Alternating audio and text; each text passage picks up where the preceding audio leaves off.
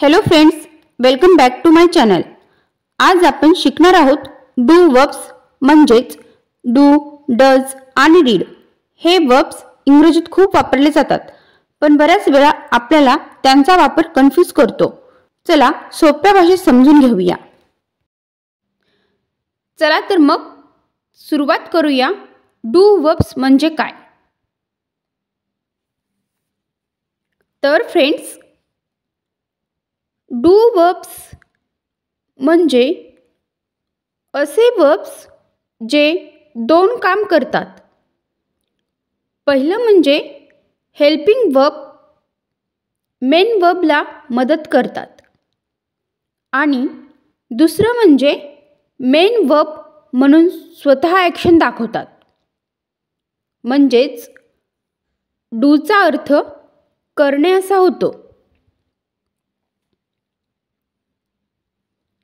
Helping verb म्हणून वापर जेव्हा आपण क्वेश्चन विचारतो किंवा निगेटिव्ह सेंटेन्स बनवतो तेव्हा डू, डज, डीड वापरतो।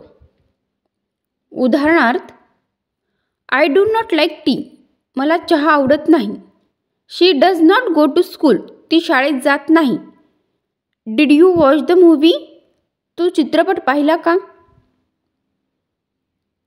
इथे डू, डज आणि डीड मेन वर्बला मदत करत आहेत। मेन वर्ब म्हणून वापर कधी कधी डू हे स्वतःच क्रिया दाखवतं, म्हणजे काहीतरी करणे।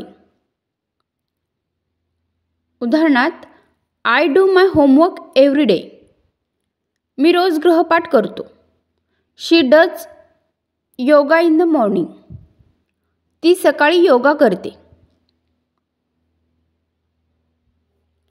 ही डिड अ ग्रेट जॉब, त्याने छान काम केलं। आता आपण बघूया डूचा वापर कसा करायचा।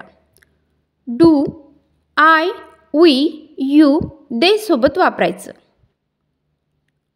डज हे ही, शी, इट सोबत वापरायचं, आणि डीड सर्वांसोबत म्हणजेच पास्ट टेन्स सोबत। डीड म्हणजे भूतकाळातलं ॲक्शन दाखवतं। तर फ्रेंड्स, आज आपण शिकलो डू वर्ब्स म्हणजे डू, डज आणि डीडचा वापर। व्हिडिओ आवडला असेल तर लाईक करा, कमेंट करा आणि चॅनल सबस्क्राईब नक्की करा। भेटूया पुढच्या व्हिडिओमध्ये। तोपर्यंत keep learning and keep watching. Thank you.